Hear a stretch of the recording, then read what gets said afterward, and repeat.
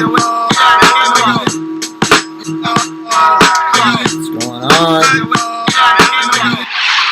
Friday. What's going on, Dean? Nothing much. Stoked for the Final Four. Opening day was rough, but luckily we got 161 more, so. Beauty of the sport, right? Yes. Yes, it is. Well, episode 14, we've made it, and we got some important stuff to discuss. We'll get into college basketball picks to start the show. Yeah, so this show, guys, we're going to be going over the Final Four and our bets for those games. And then we're going to recap opening day, and then we might get into some NL West talk, and maybe, we'll see from there, but possibly the Warriors and the Niners about the draft. We'll hop around a lot, but we're mostly just going to be discussing our picks, and then college basketball, and then our opening day, college basketball, baseball, and then we'll kind of make our way around the whole. Probably all the Bay teams in the three major sports. Yeah, that's where we'll make our rounds. So that'll be the show. Yep. Okay, so yeah, we can talk college first. Final Four. Baylor versus Houston? Yeah, so this is at 2:14 p.m. Pacific time. Cougars are playing the Baylor Bears. I have a couple thoughts. Yeah. I like Baylor to win. I think it's going to be a close game, though, so I'm leaning picking the over, which is right now at 134. I see it in the high 70s. Yeah. That's my idea. Do you, for these two, because there's just two games, do you want to do the over and under and the lines for both of them? Yeah, we can. Or do you not want to do that? Yeah, I don't know, man. I might be leaning Houston covering. No, I was literally just going to say that. So strat, if we're going to go over, Houston's going to cover. That's what I pick. I think we do Houston cover and over. Yeah, I can honestly see Houston winning this game. Like I could really see Houston winning this game. They have the length and athleticism to really compete with Baylor. And it's funny because they're like interstate rivals, right? But they didn't get to play this year because everyone only played in their own conference. So I'm really excited. The first time Houston's been in the Final Four since the Akeem Olajuwon days, '84, I believe. And you know what, dude? I personally feel like Baylor's path to get to this point has been tremendously more, easy. Less difficult. Weaker. Yeah. They've had a way different skill gap, right? They played Villanova. That was probably maybe the best team. Arkansas is okay. I'm not that huge on Arkansas. They almost lost to Oral Roberts. They do have that one guy that's going to go pretty high in the draft. But it takes more than one guy, right? Yeah. And Villanova was down, their best player. They were down a man. I was impressed with, Houston taking down Oregon State. Oregon State really looked like one of the hottest teams in the entire thing. And they were on upset alert, and they were able to come back and beat Rutgers, in the final. I think having that scare has really pulled them together as a team and made them more formidable. Like, Baylor really hasn't been in a close game the entire time. So if it's a dogfight at the end, Houston's been in a ton of those. I kind of trust Houston if it's a really close game, even though Baylor can really shoot the ball. But they match up super well. Yeah. So, because Houston has so much damn length, but Baylor's way better shooting the three, and their guards. It's going to be the guards because Baylor has those three guards that are super impressive. Yeah. One of them was the guy with the dreads. He was Big 12 Defensive Player of the Year, I believe. Yeah. So it's 134.5. So we'll take the over, and we'll take Houston to cover +5. I love that. I love that pick. And Houston could, unlike the other game that we're going to talk about, I think Houston has a real shot at winning this game. Yeah. I really do. Yeah. All right, so then let's get into Gonzaga UCLA. The undefeated Bulldogs take on the Bruins here in the Final Four. No one thought the Bruins would make it this far, and it's a 145.5 over/under. They think it's going to be a very high-scoring game, and a lot of that has to do with the amount of points they believe Gonzaga is going to win by, which is 14. Yeah. Honestly, this one, the line is a little tricky, right? Because it's going to be game flow based, right? Like, more so than the other game. Because the talent disparity is so large. Like, I don't even think I would take UCLA to cover the first half. Like Gonzaga is going to come out and punch them in the mouth, you know? It really depends on if Gonzaga takes their foot off the gas. But you know what?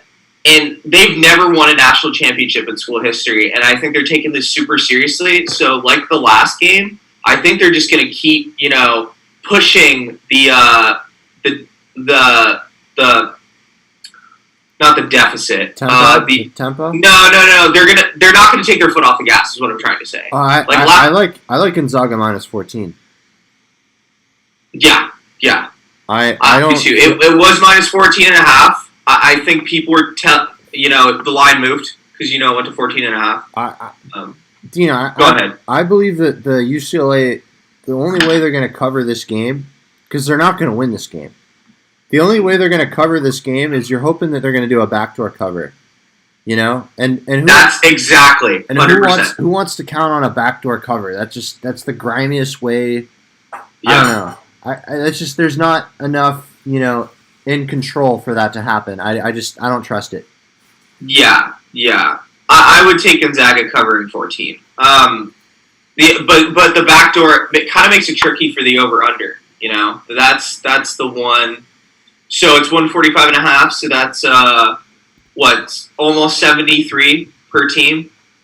Yeah, I think Gonzaga's a lock to get at least 80, right? They're averaging 84, 85? Their offense, I do think, I'd probably have to go over, but, man, their defense was suffocating, in their last game. I was shocked. You think maybe there's a chance they win 83-62? They could, man. They beat USC's a more talented team, and didn't they just beat USC by like 17 points? Yeah, but almost 20.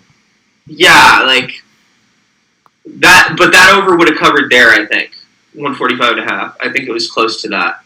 Wow. And UCLA is a less talented team, man. I don't see UCLA scoring the ball super well. I'm kind of, I kind of like the over just because Gonzaga is going to get you that 80 points regardless. Yeah. You know what I mean? Yeah. I mean, this isn't the NBA. You're right. They don't give up. UCLA is going to have to score 50 points for it to not hit. Yeah. But I mean, I think they're going to have problems scoring the ball. You know what? UCLA just came off a really low-scoring game against Michigan. Michigan's size made it a problem to go in the lane, right? Yeah.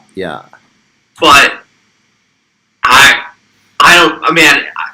it's what's your boy's name? The guy from Kentucky that went to UCLA that's averaging over 20. Juzang is probably, and he's going to have a tough time, with Suggs and those guys are good defenders. You know what? I don't see them scoring easily. You know what? I kind of want to add a bet. Why don't we bet Johnny Juzang under 18.5 points? That's his line. Well, then you're not going to pick the over for this game, then, are you? You don't think so? I don't think he's going to score as much. He's on 1. No, but I know. So the overall over/under. I agree with that statement that you said. You're right. You got to play to the scenario that you've drawn. Okay. If you're going to do that, we have to do the under. Yeah. It's a really good line. Vegas really got us here. This line is like. I know every other line we've seen, we've kind of just had our will against it. Maybe we'll stay away from that over/under. We could do I kind of don't want to do that over-under, to be honest with you. Yeah. But, okay, Juzang, what did you say? I mean, as a prop bet, so under 18.5. They want him to get 18.5 points. Do you really believe in him against Gonzaga? He's been averaging over. They're not going to be able to score if he doesn't score, right? I think against Gonzaga, their entire game plan is going to stop him, right? You know what, Dean? How about forget the Juzang? Actually, you know what? Throw the Juzang bet in, and let's do the under. I'm with it. You're cool with that? Okay. Yeah, I like it. Because if they shut down Juzang, they're not going to score. Like, they're not going to score at all. I don't believe in the hype, man. I'm sorry. And Timmy's going to eat against their centers. I get the physical play of UCLA's centers really helped them beat Michigan, you know? Yeah. And they played tough, but Timmy's like a skilled big, you know? Like, Michigan's guys were just... I mean, granted, that one guy was Mr. Big Ten or whatever, but Timmy is kind of crafty down there, you know? He wants to play against smaller guys, and then he can beat the bigger guys because he's quicker than them. So I think it's going to be the under. Okay. I like under, and dude, I think we should throw that Juzang under bet in there too.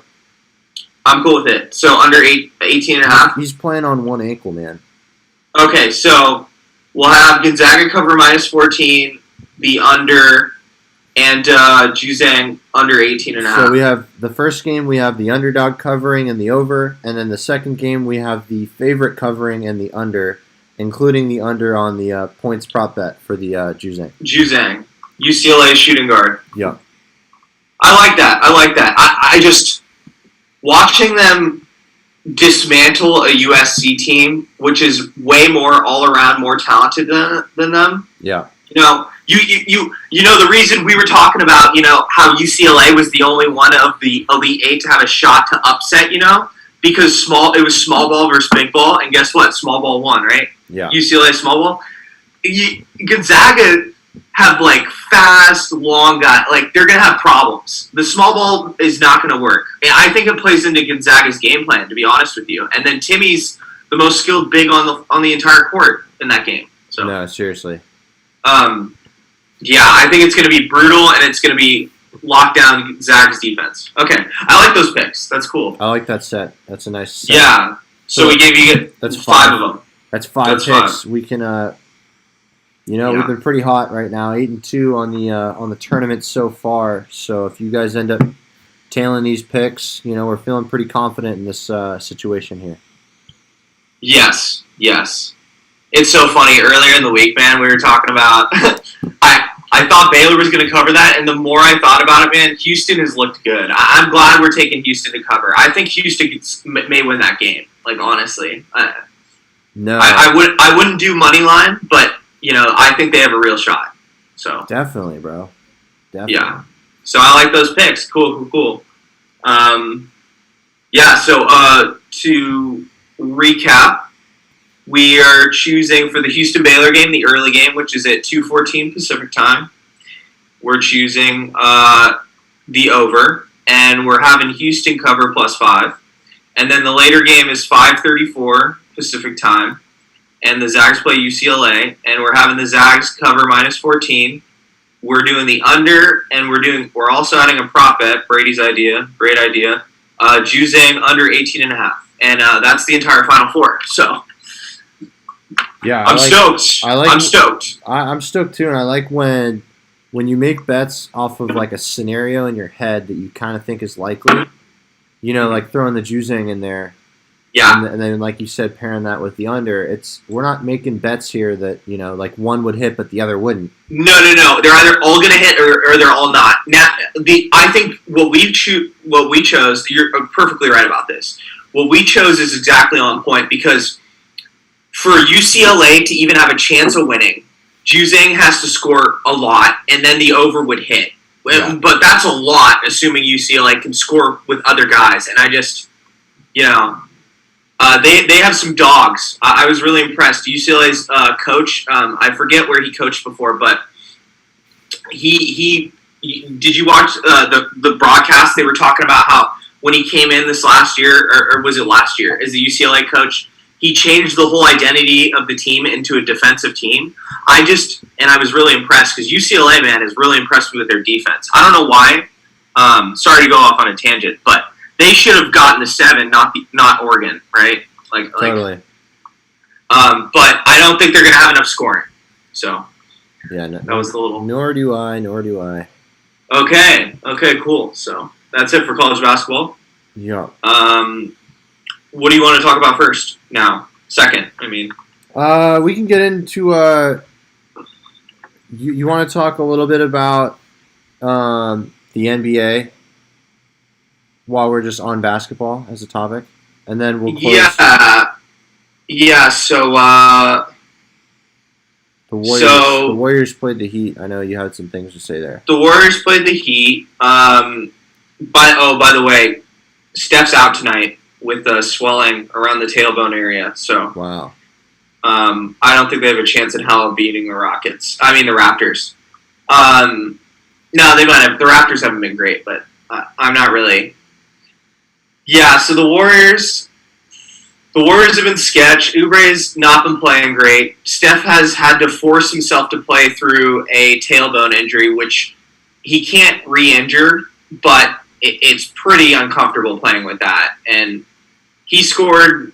I was more of a highlights because I was doing some other things. I was watching the last game, and he scored 16 points in the last 5 minutes, and the Warriors still lost the game.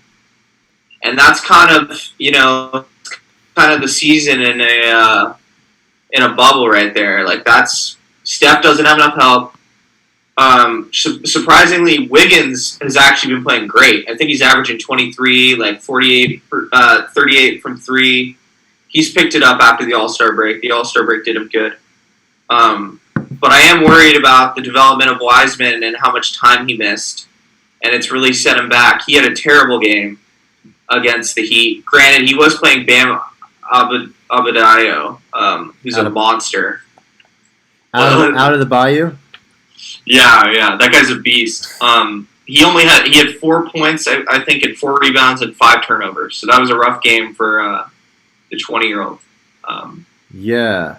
Just getting into some of the stats here, Dean. You bring up some good points. Steph really doesn't have a lot of help right now. Even Draymond, I think, stepped it up a lot. 16 points, 10 rebounds, 8 assists.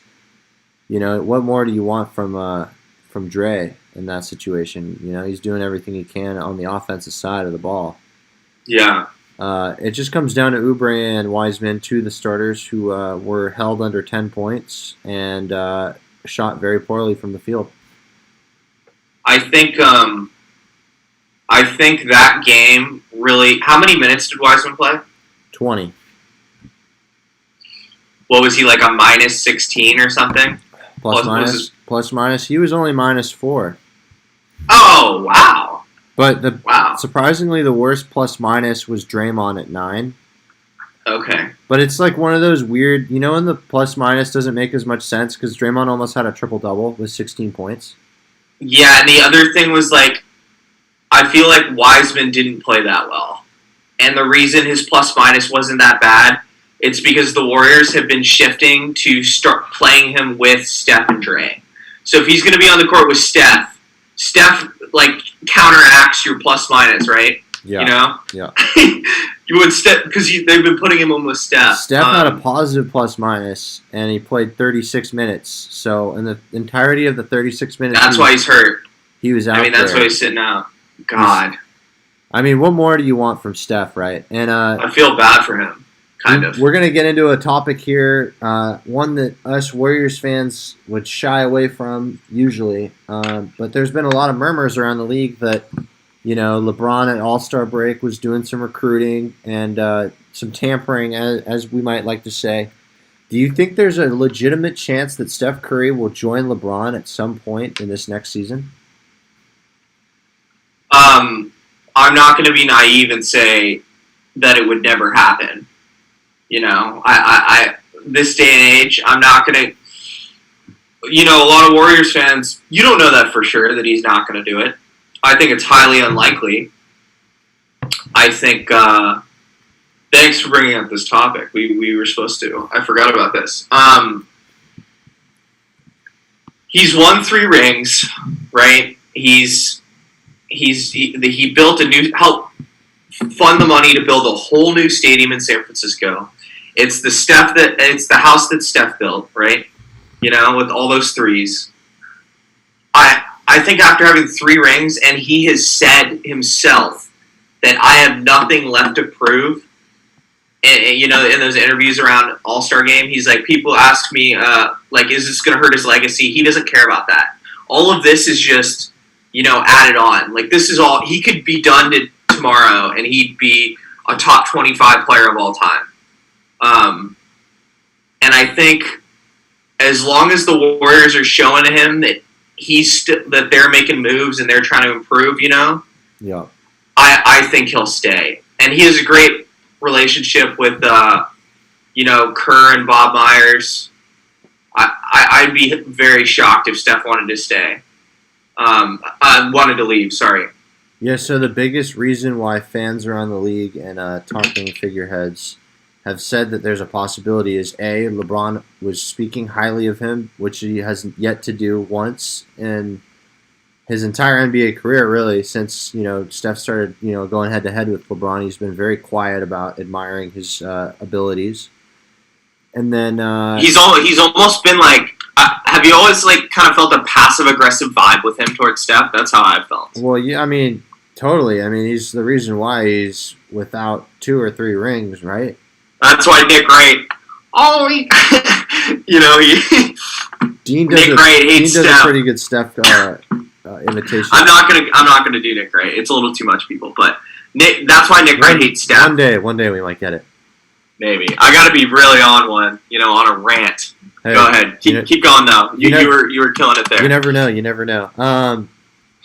Yeah. So Steph was being recruited by LeBron. That kind of turned some heads, and then at the same time, you see him being a little bit more animated throughout this season in a way that we haven't seen in a long time.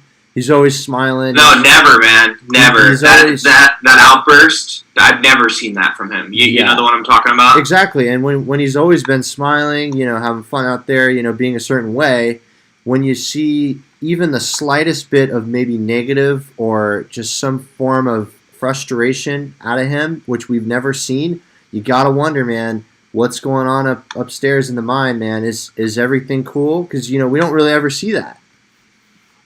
Yeah, I think they're blowing it out of proportion. You know, Brian Windhorst, who's a homer and started off as a Cleveland reporter, he was talking about this last week. So I don't give a crap what Brian Windhorst has to say. You know, he's a LeBron lover, right? LeBron sexual. I've come to respect LeBron, but you know, he does annoy me sometimes, you know, because we're Warriors fans. I'll admit it, but I respect his greatness. He is very, and you called this out. He was he's very calculating. He went and tweeted, and he was giving Steph all that love because Steph's contract is coming up, and he hasn't re-signed, right? You know, the more as time has gone on, you could see it. You know, LeBron's what is he going to be 37 next year? Like he's on his way out. Like in the next 4 or 5 years. Like he's and he wants more rings and he wants to stack up those chips. So I don't fault LeBron. Like he knows how to work the system. You know, and that's why he always like talks people up. Right. That's what he's doing. So it's hard to really tell who LeBron really is, you know? Yeah. Because he's always talking. He's always like, he's very calculative. We say it like this, Dean, ulterior motives. Exactly. So I thought it was a little over the top, and I thought it was recruiting, definitely. You brought it to my attention first, and I definitely think you're right on that. I think Steph, we talked about this. I think if Steph hadn't won a ring yet, then yeah, I would say there's a chance. And I still think Steph is one of those guys, like Dame, that's not going to leave, you know? Yeah. But the other thing is, like, Steph already has 3 rings, you know? His family settled here. all of his kids I think they were born around here, right? This is his home now, and I just bought a place in Atherton like a year ago. Yeah. And people, people are talking about how he put his house up for sale. He put his house up for sale to buy another place in the East Bay. So when did he put his place up? Wait, what? He put his last home up for sale. You know how you said he just bought his house? Yeah, but he's in Atherton. He's in where Atherton is. That's not East Bay. Yeah. He's like by. Oh yeah. He's by where we would play softball is where. Yeah. He's South Bay. You're right. Pretty much, yeah, by Palo Alto. He sold, but they were saying because he was selling his house in the East Bay. He sold it because he needed to be closer to the arena. I know, but they weren't giving you the whole story. They're keeping out facts taking to start taking drama. It out of context, right? Exactly. So It's too much. I think it's become a bigger story because everyone's panicking at all the moves and all the free agents that the Nets are getting. Yeah. I think they want that Titan clash. LeBron having more ammo to fight the Nets for the next couple of years. I think they want that. Yeah. And I think basketball is so much. The NBA is so dramatic. It's toxic like Twitter, the media sometimes. It's too much. But it's too much. The NBA is a little too much at times, but I do love it. I think, to answer your original question, I think Steph will stay, yes. Yeah, I just can't see him leaving, honestly. And as Warriors fans, I'm a little biased in this regard, but just everything that he has said leading up to this point gives us no indication that he's going to leave, That's just people really... Yeah. I feel like it's almost a conspiracy at this point. They're trying to make drama where there's no drama. They're saying it into existence, right? Yeah, they're trying to speak it into existence. I do agree that it is I was a little shocked when I was watching that game live, 2 weeks ago when he had that outburst, because it's the same thing as Tim Duncan having an outburst. But I've seen Tim Duncan on TV have an outburst. Granted, it was very rare, but they weren't saying that crap when Tim Duncan had an outburst, but they say it now that Steph does. Well, you know what? The league's different, right? In those days, in the Tim Duncan days, no one had ever left their team to go join other stars. That was never a thing. That was before. I think he had an outburst. I think he had an outburst with Pop when LeBron was on the Heat. Okay, but still, that was frowned upon. Kevin Durant... We've become higher social media. Yeah, it's become worse, so you're right. It's become dramatically worse. As we've seen here, everyone joining the Brooklyn Nets or the Lakers. I know... Do you want to talk about, to jump, because we basically answered, do you want to talk about the Michael Rapaport thing? You know what? Yeah, this podcast is... we're not a PC podcast, so... we tell it how it is. We get into stuff. We tell it how it is. So give them some background. Kevin Durant. I'm not gonna get into some of the profane language that was brought up, but Kevin Durant essentially was exposed for his foul language geared towards Rapaport in a Instagram DM that was then later screenshotted and posted onto his personal Instagram saying, "Wow, I get a lot of trolls, but I can't believe I never expected at KD Trey 5 to be one of them." And some of the messages we'll read if I can pull them up. Oh, don't read the one. I mean, there's a lot of swearing going on. So. Yeah, I'm just gonna read one that wasn't as profane and he was saying stuff about, calling Michael Rapaport homosexual, talking about his wife, how his wife doesn't respect him, stuff like that. Tell your baby daddy Chuck to be better at his job and frame his questions better. You gave me 2 options for that question, yes or no.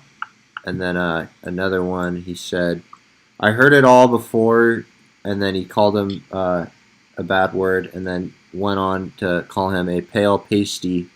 And you can read the rest. It's pretty foul language there by the snake. But yeah. What do you think of all of it, guys? And we'll link it in the description if you guys want to check these tweets out or these comments. Yeah. KD talked about it yesterday. He had an interview. He apologized, right? He apologized because he knows that young kids are seeing that swearing and that's not right and all that talk. I think KD should know better because Michael Rapaport has dealt with this before with Barstool, where he's kind of, I agreed with what Stephen A. said. I think it's super not chill to take photos of private messages and post them. Yeah. I think that's totally invasion of privacy. I think that's so not chill. That's not right. I don't think that's right. But I think KD, he should know people are trying to bait him into this stuff because people say that he's sensitive and stuff. So he should have known better. But I think Michael Rapaport's kind of a little something for doing that. I don't think that's right. Yeah, man. It's just kind of weird, right? Because we're all out of the inside joke, right? Because from what I had heard from other people and other sources, they were friends. They were, joking around quite a bit. And then I don't know if Rapaport posted this as a joke or not, but it definitely does some damage to Kevin Durant as a person, as a star, and the way we view him. It does have some effects there, and I don't know, man. I totally agree with you. I think it was an invasion of privacy. I think messages that are sent between people are meant to stay that way. And it's like in California, when you remember that when AB recorded what Chucky said, it's like recording someone's phone call. I get it. The Donald Sterling thing. I mean, he was a terrible person, and there are some gray areas in that where his mistress recorded what he said, but I think I don't think this is right because KD's just mad at the guy. He's just I don't think that was right to show the entire world, and that's what's annoying with social media and the internet these days because anything you post, anything you write, you got to be careful who you're talking to because that could just be out. Well, we all know Michael Rapaport's a huge troll. I don't know if KD didn't realize that. Yeah, but him posting, I still, it's kind of sickening to me for him to post those DMs. That wasn't right. I mean, I don't think he should talk like that. I'm good friends with you. We joke around just like everyone else. But I don't ever, we don't get into text wars where we start saying, stuff that's really, I don't know. It's really just off the wall, man. I don't put stuff like that on the internet because no matter what you say or do, it can always come back to bite you, especially when you put it out there. Yeah. So you really. Well, you're seeing all these athletes, these people digging up people digging up stuff on people's Twitter when they were a high schooler. These athletes and showing the world, oh, this guy's a misogynist. This guy's a racist. I just. They were stupid kids, that's my take on that stuff. Yeah, but I just think it really goes back to show you how powerful the internet is. And, it's crazy. And how, dude, once you put it up there, man, you don't have control of where it goes. You could you could delete it, but who knows? Maybe this person's got a screenshot of it, and now it's there forever. I'm honestly I've even heard of. I'm questionable on Twitter. I'm questionable on what I even like. Because some people see what you like too, and they'll take a screen. That's what I think when I'm at that level of I shouldn't like this. I sometimes take likes back because it's oh, is this questionable? Well, hey man, whether we agree with it or not, the mass consensus, their viewpoint on what social media is it's a active representation of who we are as people. Whether you don't feel like that's true or not. That's the way society is built today. So when you send messages like that on the internet and people see, oh, this is how KD's talking to this guy in the DMs, I'm sorry, but the way we're just geared as people in this day and age is I'm going to look at KD and be like, wow, man, okay. And that's unfortunate, and you're right. That should stay private, but I feel like we just got to adapt to the landscape that we live in. I agree. I think they're both idiots for that entire charade, So maybe they're having the last laugh right now, and it's all just a part of the plan. Not when KD has to go in front of cameras and he's hurt and talk about this. I don't think so, but I think it got a little serious. I think Rapaport might have had the last laugh there. Yeah, did you see the videos on Barstool of the guys just tearing into Rapaport though, and posting the photos of him? He had like a zit, and that was the topic photo on Barstool's page. He had this giant. It looked like he had herpes. It was like, wow, oh man, God. If you want to see some crazy stuff, the guy that this guy has his own clip. He does 4-minute videos on Barstool's thing, and he talks about stuff. Oh, you're talking about KFC? Yeah, that guy. Did you people? If you want to see some crazy stuff, watch the 5-minute rant on Michael Rapaport by KFC, and he says some words that are questionable. So for the longest time, rated R. For the longest time, I really didn't like KFC, but I feel like he's kind of grown on me a little. But he kind of annoys me. He has some takes that I think are outlandish, but he does say some funny stuff sometimes. But yeah. Yeah. Hey man, so slow news day for sure. LeBron. I just want to say LeBron is out. So I don't know if we talked about this last time. I don't think we did. 4 to 6 weeks with a high ankle sprain. So. Yeah. No, we did talk about that. And then Drummond in his first game. I told you he had to leave the game, right? Yeah, his toe. Somebody stepped on his foot, and he opened up his shoe, and his entire big nail was gone on his toenail. And that's why he had to leave the game. So, he'll be back. He'll be back next game. Hey, but Davis out. Man, we're going to drop in the standings. Man, it's been a slow news week, though, because the two biggest stories that we got into there that a lot of people were talking about was a DM sent by an injured player, and then a potential place that Steph might go, but it's very unlikely. So I just think that's gossip. It's essentially just gossip. It's too much. It's a slow news week. That's it for the NBA. Oh, the Suns are killing it, man. I've been really impressed with the Suns. Shout out to the Suns, man. You guys are playing the Thunder today, so they're the hottest team in the league right now, and they deserve all the credit that they don't get. To be honest. Yeah. No, the Suns, I'm really stoked to see how far they go. They're so underrated.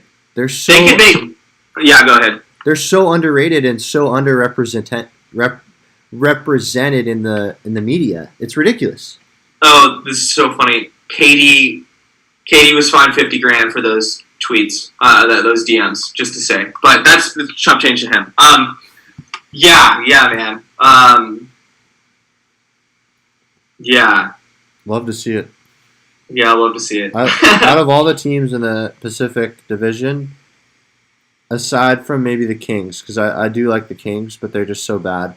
I was going to go on to that before we just got that notification. The Kings are in the running for the 10th spot, though. I think they're going to be in the playoffs. I know, and I don't mean that they're bad now, because they're a decent team now. They got a lot of players. They're deep, but. Mm-hmm. I'm just saying, in the last 20 years, they've just been very, not abysmal. Yeah, terrible. Not stand out. So when since when they got robbed against Kobe, they really haven't been the same since. I think it was 2002 or 2004. But the Suns, man, they're really killing it, and you just love to see that. Yeah, and the Kings are really good too. I think the Kings could be, they could be higher than the Warriors if.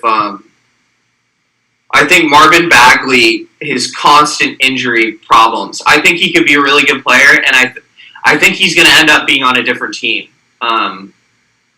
Using that high of a pick on a guy, and did you see he broke his hand?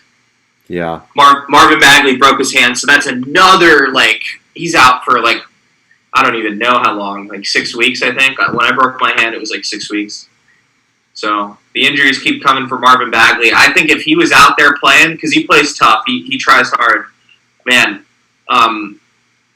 Fox has been averaging 30 a game almost too. Have you seen that? Fox is a beast, man, and I really hope he doesn't, for the Kings' sake, become another one of those players that once he gets out of his his first or second, probably second contract, he goes to play somewhere meaningful. I think that if the Kings can hold on to him and really build around what they've got going on with those rookies, they could make something happen. It's going to be tough because Sac is a small market, Yeah,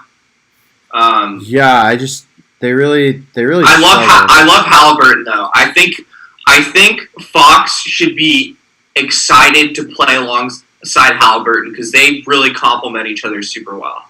Yeah, Halliburton's really impressed me. He was a great pick. They were talking about, the Ringer. They were talking about if the Warriors would trade back and pick Halliburton. I think he would have been perfect on the Warriors, but trading that number 2 overall pick was too high a price for him. But he's definitely going to outperform his draft. I think he's going to end up being one of the top 5-6 guys. I think he went 7 or 8 or something. Yeah. That's it really for the Pacific Division. The Clippers are steady, steady. Paul George, people are giving him, playoff P. He always gets crap for doing something wrong. He missed a wide open layup last night. People were just roasting him for it. How do you feel about Aaron Gordon and his play so far with the Nuggets? The Nuggets just beat the Clippers actually 101-94. Yeah, they really don't have any holes. They're pretty deep. Michael Porter Jr. is playing great.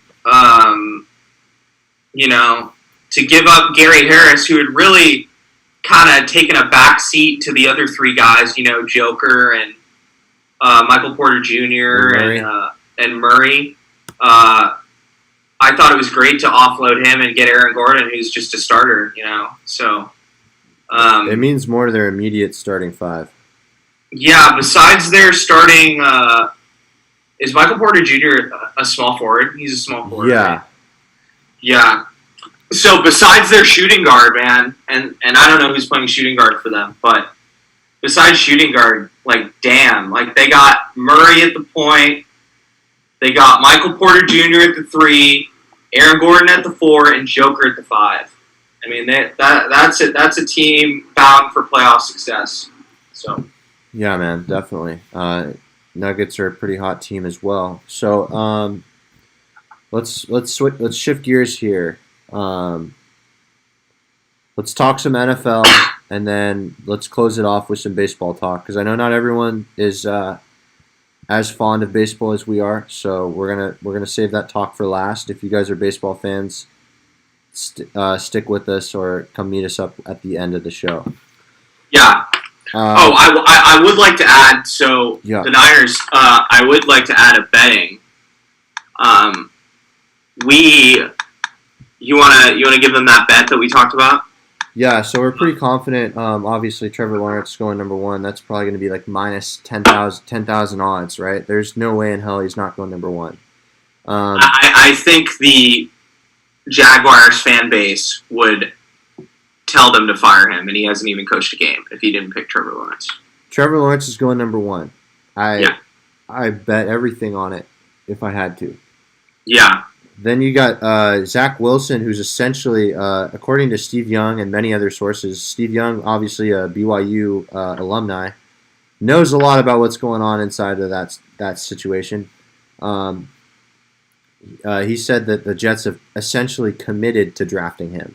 There's not a chance that they're going to. I mean, there is a chance, right? I'm not going to say there's not, but they've pretty much committed to getting Zach Wilson number 2. And then number 3, Dean, you want to take the floor on the Niners pick right there that we've agreed on? Yeah. So the one thing about the Jets is I think these 2 picks could possibly be interchangeable. I think there's a 70% chance they pick Wilson. Because I think that Justin Fields, man, after his pro day, he ran a 4.44. He was throwing bombs out there. He's jacked. I was more impressed with his physical attributes than Trey Lance almost. Trey Lance is taller, obviously, and heavier, but man, 6'3", 230, runs a 4.44, has a cannon for an arm. I think that all these rumors, it's all a smokescreen. The people that are preaching it right, Dominique Foxworthy, Marcus Spears, they all think that Kyle's going to draft Fields. If the Jets don't pick Fields, which I actually think is an option, because man, Fields really showed something. But we think Fields is going to go number 3. I highly doubt that the Niners pick Trey Lance because he's too much of a project. And then Mac Jones, I don't think you trade up to number 3 to get Mac Jones. I really don't. You just had Jimmy Garoppolo, and you're essentially trading for a player that has a higher ceiling than Jimmy at this point, but right now he's not better than Jimmy. You know what else? You know what else was a really good point? Haberman and Middlecoff, they're great. They're great. They said, people are also talking like Mac Jones is like a sure thing. He's not a sure thing. No rookie quarterback is a sure thing. So for him to be the safe option, he's safe, but people are just assuming he's going to turn out like Jimmy Garoppolo. Jimmy's a good player. Like he's got to really be good to be Jimmy Garoppolo without the injuries, Like people are just assuming. It's too much assumptions going on. Man, it's too much. Dan Marino only made 1 Super Bowl. You know what I mean? Yeah. Making a Super Bowl, we have guys like Patrick Mahomes and Brady and Peyton Manning, and you see those guys make a bunch of Super Bowls, but that's not common. A lot of guys might only make 1 in their entire career. Well, you're right, but I was talking more of a talent-wise. Yeah, I know, but I'm just saying the ability to lead a team, regardless of whether or not Jimmy Garoppolo made a lot of passes or not, being able to be the quarterback on a team, taking them to the Super Bowl, is something that I think under 10% of quarterbacks in the league will do. Yeah, I agree with you. But hey, one thing I wanted to add, the Mac Jones talk. I feel like a lot of it is obvious. I feel like it's bullshit. But the other thing is, and sorry for my language there. I'm just kind of passionate about this discussion. The other thing is, he is. I feel like it's kind of generated by people who have, like I said earlier, ulterior motives with the whole LeBron thing. I'm going on Twitter, and it's obviously trending, right? Mac Jones 49ers was a big thing trending the other day. Yeah, because Todd McShay came out with his mock draft number 4. I was going through the backgrounds of all these accounts that are getting this thing trending, and I know, like, whoa, dude, what are you going through, like, people's accounts?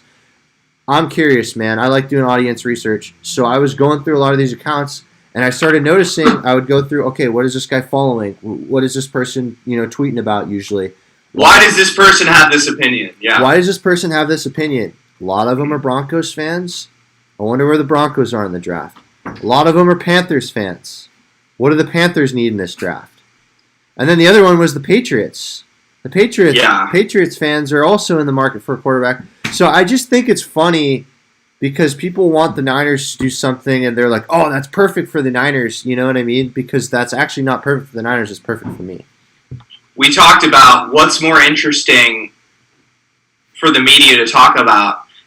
Great success or something going down in flames? Going down in flames is always the press. That's what people want. Negative news sells, right? Yeah, exactly. So you're right on with that. I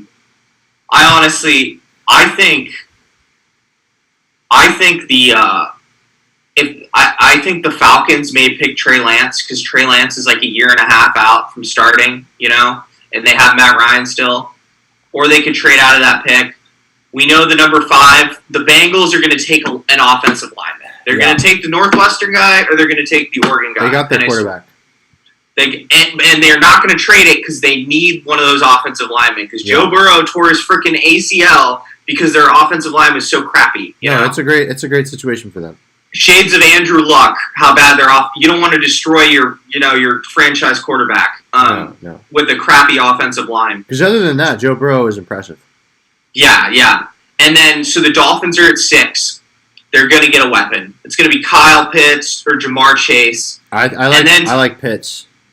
Yeah, they do already have the guy that went to Penn State, though. So, but they could do 2 tight end sets, I love 2 tight end sets personally, but I think that's great for a quarterback, a young quarterback, because, young quarterbacks really love their tight ends. They love checking down to their tight ends, The tight end, except for Herbert. Herbert's an outlier. He likes throwing that stuff. Tight end. I always thought the tight end is like your get out of jail free card.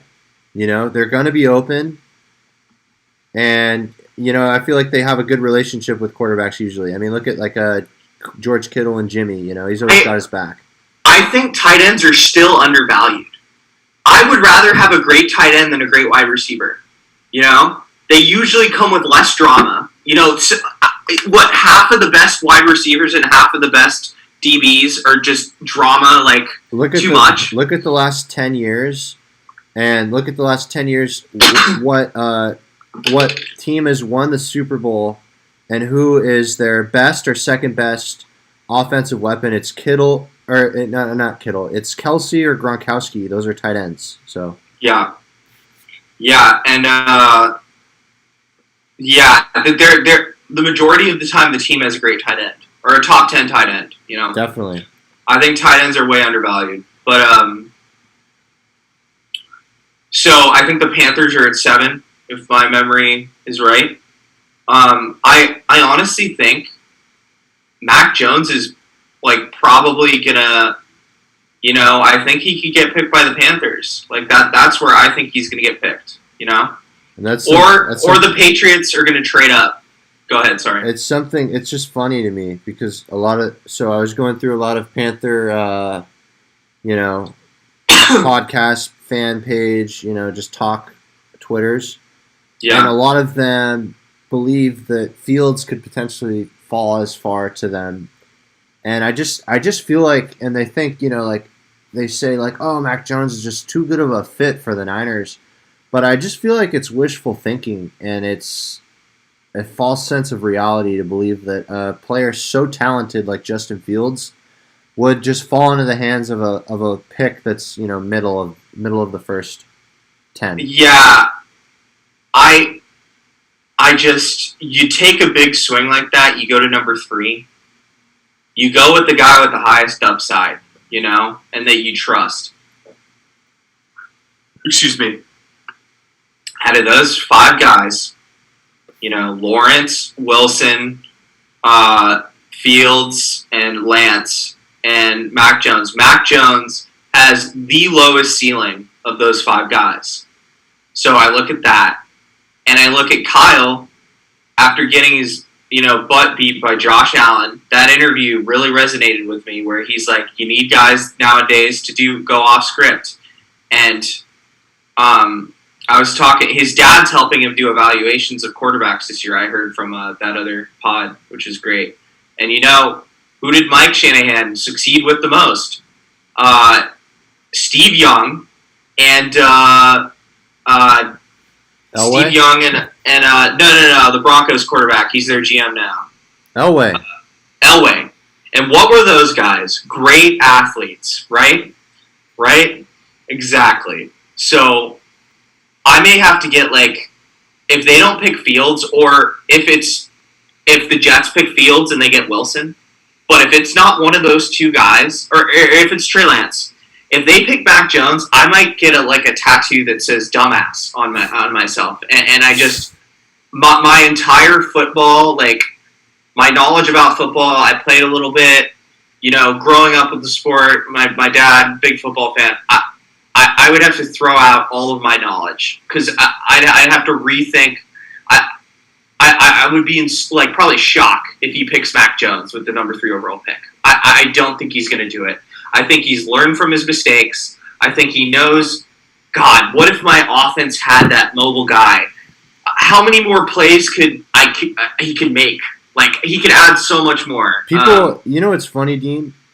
A lot of people go, hey, you know, well, he had Matt Ryan on the Falcons. He had Schaub on the Texans. He's got Garoppolo now, and he had Kirk Cousins when he was on the Redskins or the Washington football team, whatever. Mm-hmm. And a lot of people go and say, you know what? Oh, those are his guys. And I just think to myself, I'm like, all right, those are the guys that he worked with and that he was able to make, you know.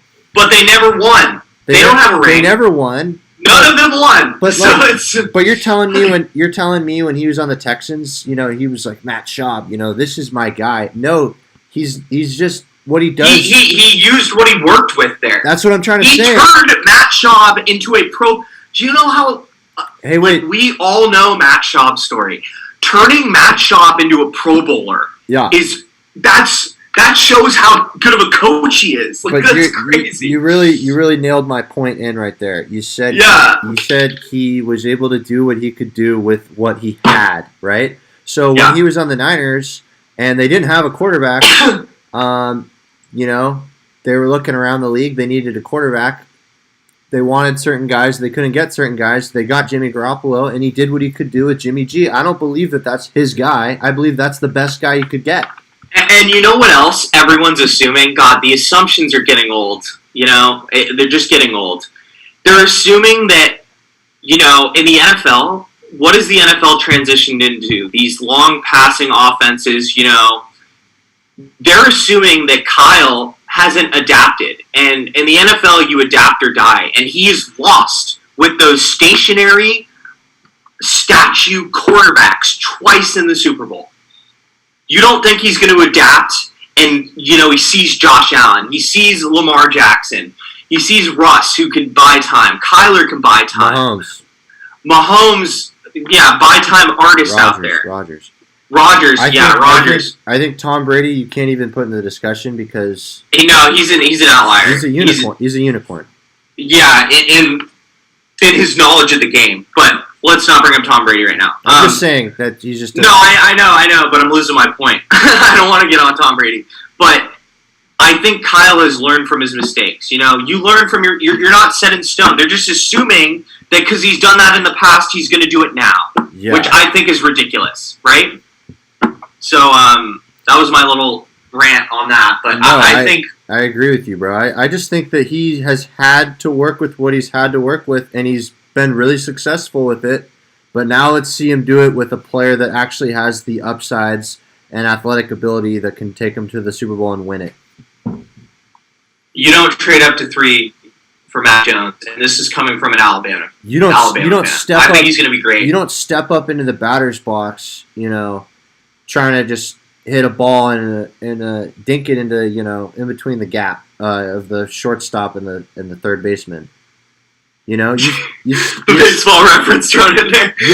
You're stepping up to bat, bro. And if you're Kyle Shanahan, you know, his father's reputation around the league, his reputation around the league, dude, there's no way in hell he's going to trade up for that third pick and just try and bunt it. Well, I think what you're alluding to is that this guy is going to be tied to his legacy forever. This pick. And this pick is going to decide the success of the Niners for the next 10 years. They're going to either go back into the shitter, sorry for swearing, or this guy's going to be good, and they're going to contend for a while. So you don't trade up to number 3. You don't give up what you did for Mac Jones. I've said it 1,000 times. They could have gotten him at 6, you know, because you know the Bengals aren't going to trade that pick, right? They could have gotten him at 6, and that's pretty rich for my blood too. Like I don't think he's going to be there at 6. I think the Panthers are going to end up with him at 7 because someone's going to trade with the Falcons for Trey Lance. Trey Lance is going to be there. You know, someone's going to want him. But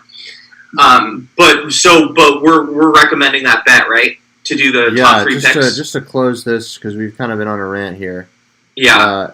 To close our discussion on the NFL third draft pick overall, we believe that if you parlay Trevor Lawrence 1, Zach Wilson 2, and then Justin Fields at the 3rd spot with 49ers selection, we believe that is a winning order and a good parlay to consider if you want to take some action this NFL draft. Yeah, I think it's great action, and especially now when the media and the market is flooded with, you know, the Niners pick, the favorite now is Mac Jones, so I would get on that. If you're on a betting, you know, site or you can go to Vegas or you can gamble somewhere, I would punch that ticket, and I would be very confident in that. Yeah. So. Yep. Yeah. Okay, so. I'm ready to. Baseball. Ready to get into it, if you are. Jersey Friday, Giants. Let us down again. Who's your jersey, man? Bonds, of course. I got my, just to show the brand, man. 25. We got Timmy. Oh, the Tim Lincecum. Yeah. Nice. Let him smoke. Yeah. So, I got some stuff to say, but I'll let you go first. Yeah. So, why don't I bring up the two games that I watched, and then we'll go on your rant about the Giants. So, so it was opening day yesterday. Beautiful in most places except for Detroit, where there was a snowstorm on the field. Miggy! And I believe the Orioles game got called due to COVID. Somebody got COVID on one of the teams. Three Nats players had COVID. And then they were playing the Orioles, right? Yeah. Yeah. So that happened. So already dealing with COVID. We're going to be talking about the NL West here, obviously. So I'm going to be. I actually gambled and bet on these games, and I lost, which was great. The Diamondbacks were at the Padres, and Yu Darvish was on the mound against Bumgarner, and I'll go over that game first. We're expecting a lot from the Padres this year. They have a stacked lineup. They jumped out early to a 6-1 lead, but man, Yu Darvish got shelled for like 3 or 4 home runs, and that was brutal. I thought the Padres were going to lose, and then they were able to come back and score because they just have so much power on that squad. Yu Darvish though, man, that's rough to give up. I think he gave up 6 runs. I don't think Darvish. I think what we're seeing on some of these teams for opening day, Darvish is not their ace. I think Snell is going to be their head honcho on the pitching starting staff. Yeah, I've never really been that high on Yu Darvish. I know he's good, but I don't think he's the best pitcher on that staff. Yeah, I agree with you. He's a good 3. Yeah, but the Padres did end up winning the game. So the revenge tour this year starts out 1-0 for the Padres. Yeah. And then we'll jump. That's really all we have to say about that game. It was pretty wild, but and then the Dodgers, man, they had the old World Series champ hangover that you alluded to when we were off the podcast. Kershaw, who I think this might be his. He started opening day, which he's done countless times. And he, all the Dodgers players looked kind of slow out there. Kershaw, his velocity is definitely down, but Seager had an error. Justin Turner had an error and an idiotic base running mistake where Cody Bellinger hit a home run and it went in the guy's glove and it went over the fence. But he thought he caught it, the left fielder, and so he ran back, but Cody Bellinger was halfway to second base, and he ran past him to get back to first. And, you can't pass the lead runner. You're automatically out. So Cody Bellinger's 2-run homer became basically a sac fly. He got an RBI. But then the Rockies, man, are supposed to come dead last in the NL West, and they really impressed me. They're hitting. Their pitching wasn't great, but you watched some of that game, right? Yeah. I just thought the biggest takeaway from that game was the Dodgers' inability to get hits with runners in scoring position. They had opportunities all game long, and they squandered pretty much all of them. I think there were like 2 or 3 of them. 2 for 12. 2 for 12. I think. Yeah. It was just every time they got something going, because the Dodgers are the ultimate hitting team, right? They're just so powerful. They could just put 6 up on you like that. So it was just kind of shocking to see them lack in that category. I think things will change today with Bauer on the mound. I don't see them losing 2 in a row to the Rockies. But they came out flat. All of them came out flat. Yeah, they did come up flat. So we'll see, man. Kershaw, while he did lack on the mound with giving up 10 hits, 6 runs, 5 of them earned, he went 2 for 3. So he contributed a little bit. No, you know what? Did you see that stat? So on opening day, and he's pitched, I think, must be 9 opening days. He hits 389 for his career on opening day. That's crazy. I know, isn't that wild? I was like, I would have been down to take him on a prop bet for a hit because like. If I knew that, I would have done it too. Because Dave Roberts, I remember in the bottom of the 5th or 6th, Kershaw came up to bat, and I'm like, why the hell is he letting Kershaw bat? And then he gets a freaking base hit to lead off the inning, and I'm like, wow, respect. So Kershaw, and I love that there's no DH right now in the NL. I like seeing the hitters hit or the pitchers. I know. I don't like giving pitchers a pass. I love it, and I know they're probably going to do away with it, which sucks. I kind of hate that, but. The other thing that I kind of don't like, and I'm going to get into it, is the second base extra inning rule. I'm not a fan of that. I think getting a runner to second is something that. Well, anyways, let's just say, so the Rockies ended up winning that game. Yeah, you're right. the umpire was inconsistent with his calls, I thought, and this is coming from Giants fans. The Dodgers kind of got hosed on a couple calls for strikeouts, and but they still had a chance to tie it up. They were down by 3. I believe it was 7-4. Yeah, Muncy bottom of the top of the 9th. Muncy hit a triple to start it off. Yeah, we don't have to go through everything, but it was 2 outs, top of the 9th. Mookie was at bat, and they had bases loaded, and they were down by 3. So Mookie has 2 grand slams in that circumstance, and I think he's hitting almost 400 in those circumstances with bases loaded for his career. Of all the players that you want up in that situation, you had your guy. I was confident as hell that he was going to get at least a hit, you know? I was thinking double down the line. Yeah, because Mookie's a freaking beast. Mookie, the Red Sox are idiots for giving him away for nothing, basically. Yeah. But he lined out to second base. So the Rockies and the Padres won, and the Dodgers and the Diamondbacks lost. And then the last game of the day that the NL West we watched, the Giants were in Seattle. So you could talk about that. Yeah, so just to open things up, I know we've talked about it a little bit last podcast with Riley. A lot of disrespect towards number 28, and he came out and hit a home run on his first at bat, which was awesome to see. He didn't really finish as strongly as I'd like to. We're talking about Posey, by the way. Yeah. Well, you know, so they recently the Giants put the names on the back of the players' jerseys for the home jerseys. They haven't done that since I think late '90s. Sorry. Yeah, I don't ever remember seeing them with. They just did it for the home jerseys. I think it's because they want kids and new fans to be able to recognize the names. But I refer to them as their numbers because I'm an old head. So yeah, forgive me there. But no, the Giants played a great game. They got a quality start out of their. It seems like their ace on their shaky pitching staff. Gausman played great. He had exceptional stuff. He had some sort of breaking ball that was working in the low 80s, and then his fastball got up to 97, which was really exciting. He had a quality start, and when he got taken out of the game, they were up 6-1. And then the bullpen just totally did what... He only gave up like 2 hits, too. He was insane. He was dealing out there. They couldn't do anything. He was dealing.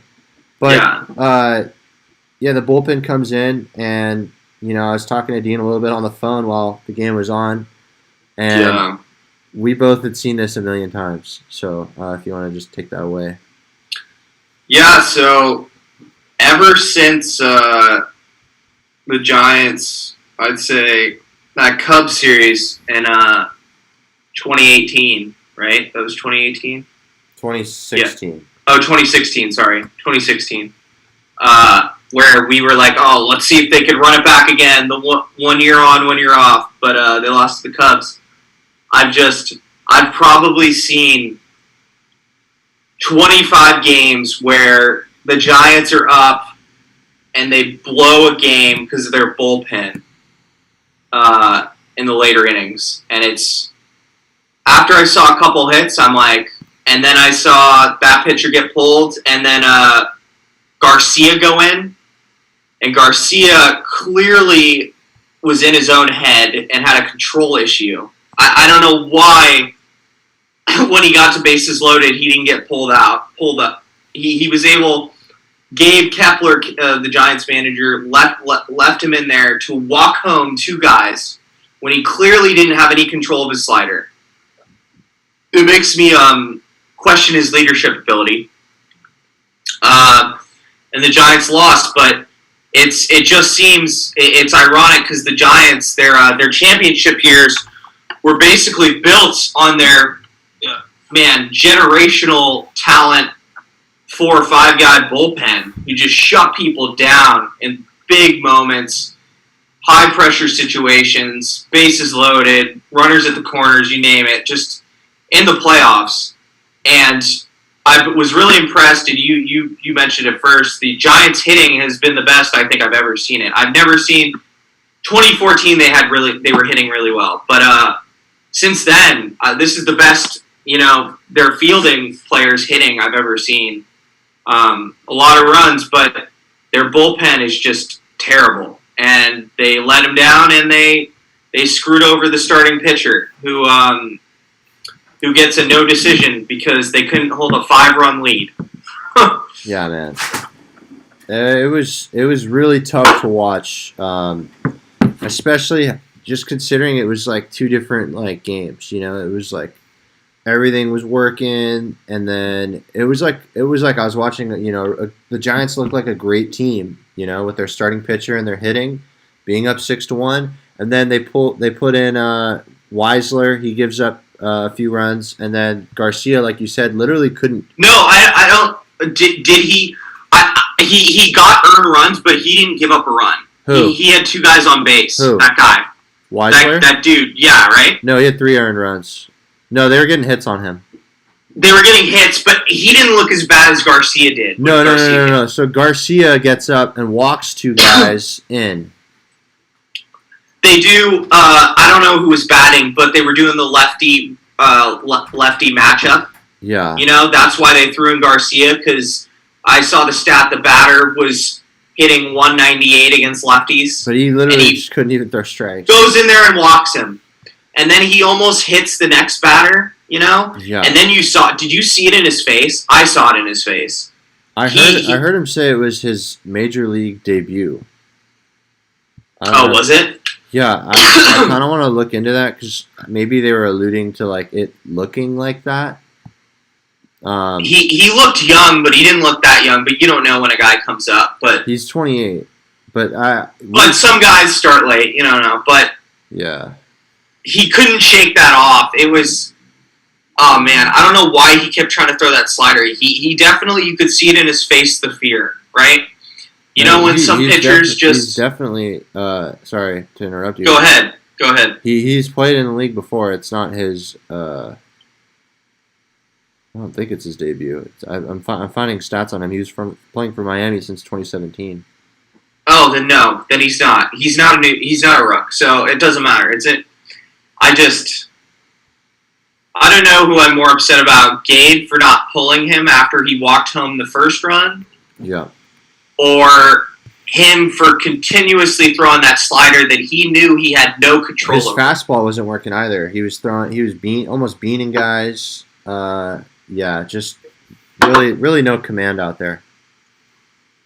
I feel like that's all we saw from him, that slider and that fastball, right? I don't think he threw a different pitch than that. Yeah, I didn't see anything else. He just looked like he was amped. He looked like he had a lot of adrenaline and had no chill. He was seeing ghosts out there. That was the look he gave. He was he looked white for a second. It was like after he almost hit that guy, and I'm like, oh no, he's about to do some real damage right now. I almost question how he's in the major leagues because they're literally paid to just be able to throw it. And I know it's easier said than done, but they're paid millions to throw the ball over the plate. And the guy literally couldn't throw a strike when he wanted to. Yeah. And I just think he got two in his head. Dude, when you're a batter and you know that the pitcher isn't throwing strikes, right? That's such an advantage because the whole mental game of baseball is he going to throw a strike or not, or is it going to look like a strike or is it not? And if he's wild, then it's just automatic takes. you know what? I can respect a pitcher more for throwing in the zone and trying to get him to ground out and give up hits than walking guys home. I think that's so, like, throw it somewhere where he can hit it on the ground. You know, like, I get your accuracy is faltering for you, but walking home runs is, like, one of the hardest things to watch. I think walking home runs, because that just literally looks like you're watching Little League baseball, especially if it happens more than once. I think it happened. You don't belong. It happened 3. Yeah. So 2 runs got walked in, and then then the next pitcher comes in and he beans a guy, walks in that run. It's like you're watching freaking Little League baseball out there, man. Yeah, it's, as I was saying earlier, it's their biggest strength has become their biggest weakness, and their biggest weakness has become their biggest strength. Their biggest weakness used to be hitting. Now it's their strength. Their biggest strength used to be their bullpen, and now it's their biggest weakness. And it's like it's completely tipped the scale. It's like we were like this, and now we're like this. That's the point. We're gonna find. You know what we're gonna find out for the first time? Whether it's more frustrating to not give your bullpen and pitchers enough runs to score, or whether you blame your pitchers for giving up, blowing huge leads. Because I don't know what's more frustrating, but we're gonna find out. I think pitching and defense is like probably the most important thing to me, at least. And I know it might not be as exciting to watch, but when your guys out there just throwing gas and no one can touch it, there's a sense of confidence that all of the players around you get, and it just lifts the team. What do you think's more frustrating? A game like last night where in the 7th inning you had a 5-run lead and your bullpen blows it for you, or losing 1-0 because your offense couldn't give you a freaking run? They're both frustrating, but I feel like because of the lead and the situation of, like, everyone's mindset watching that game from the San Francisco Giants perspective was, okay, we're going to get a win. We're opening day. This is great. It looked and it felt and it smelled like a freaking win. And then your team just blows it in the last second, and it's just crazy how, I don't know, man. It's crazy how you can just blow a lead by just not even getting outplayed, by just giving the other team chances. Yeah, if you're gonna, I like the live by the sword, die by the sword. Giving up hits is one thing. Walking guys, too many walks, man. The walks. It wasn't even the hits. The first pitcher gave up 2 hits or 3 hits, but the walks, I can't. It's like there were 2 runners on, I think, when Garcia went in. It's like, we didn't even get beat by ourselves. By then we got beat by ourselves. We had an error and like 3 runs on walks. Yeah, I think they ended the game with 4 hits or 5 hits or something, and the Giants had 10? What was it? We totally outplayed them. Outplayed them. And that makes it such a hard loss to swallow. It's. As you said last night, he went on a rant with me, guys. He's like, I just wasted 3.5 hours of my time. I mean, dude, they had... All right, so here's another thing. Yeah. They had 4 home runs.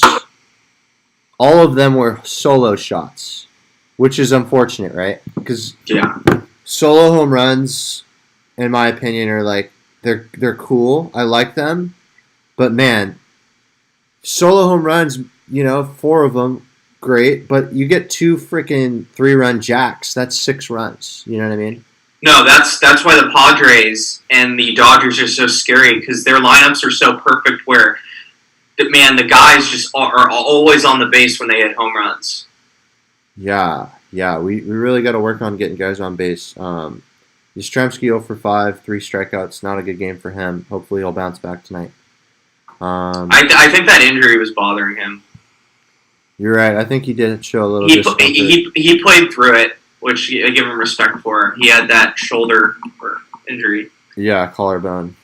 Yeah. The Athletics, let's switch over because this other game is just too depressing. Athletics got bounced 8-1 by the Stros. Yeah, that was not a good day for the Bay yesterday. Yeah, so what would you rather lose? Would you rather lose in the fashion that the Giants did where their bullpen blew a 5-run lead? Or would you rather just the entire game you had no shot at winning because you lost 8-1 and they were crushing every pitch you threw out there from the get-go? As a fan, I feel like I'd rather have the 8-1 because then I could just fucking turn the game off, right? But what if you were at the ballpark? If I'm at the ballpark? Well, I do have one positive takeaway for the 8-7 game because I think losing 8-7 is still better than losing 8-1, regardless of how traumatic it was. I still feel like there's things that could be learned. The Giants know that they're capable of putting runs on the board, and then at the same time, they also know how important it is to take every opponent at bat seriously. You can't be messing around with the big lead because it'll come back to bite you. So I think they learned an important lesson at the beginning of the season, and I just hope that we don't see this situation carry out in future games. I think Farhan needs to go out and get. I don't know, but the thing is, you know about the bullpen thing. You really don't need a bullpen unless you plan on going deep into the playoffs. So I still see this team as young and up and coming. Farhan's not going to sell the farm to get a whole new bullpen, right? I don't think you see teams buying bullpen players, like exceptional ones, when they already have a stacked team and are going into the playoffs, right? Like when the Giants did their fire sale 2 years ago. That's how they got all these. That's how they have the second best farm system in the league because they did. Part of it was their fire sale of those three guys, their three relievers. Who the Braves, I think the Dodgers got one. A few teams. Braves got a few. Yeah. So I hope they can find some diamonds in the rough for the bullpen because that was, man, they threw in 3 pitchers and they all looked terrible. That was brutal. Yeah, that was. I saw Garcia was gonna just collapse. It was pretty obvious. I feel like watching that. I don't know why Gabe left him in there. That was crazy to me. I think they still could have pulled off that win if they had gone to someone else, Yeah. So. Yeah, really deflating loss from the Giants. I hesitantly, put my jersey on. I'm sure Dean felt the same way, but we still got to represent. Yep. I was excited about the hitting though. That's the most runs I've seen them score on opening day in years. I don't remember them scoring 7 runs on opening day. A 7-run game for the Giants is huge. Very rare when you think about it. The last 5 years, they don't score 7 runs that often. So, but the way they were hitting, I do have hope that I think they're going to be they're going to be in the top half of the league in hitting. I think. Yeah. I know it's one game, but they looked pretty good out there, and some guys didn't even play their best. So. Yeah, I think they got a lot to learn, and I'm looking forward to the season, regardless of the very unfortunate situation that they found themselves in. Yeah. Hey, so we're at an hour 20 here. I had a pretty good time with you, Dean, and yeah, good times. I'm good to call it if you are. Yeah, that's it. Look at our. We'll put our March Madness bets and our NFL draft bet in the. We'll tweet about it and stuff, and we'll give it to you guys again. But follow us on Twitter and Instagram. We'll have the links in the description. Yeah. Thanks for hanging with us. Appreciate it. Thanks for hanging out. Episode 14, Jersey Friday. Enjoy the day, guys.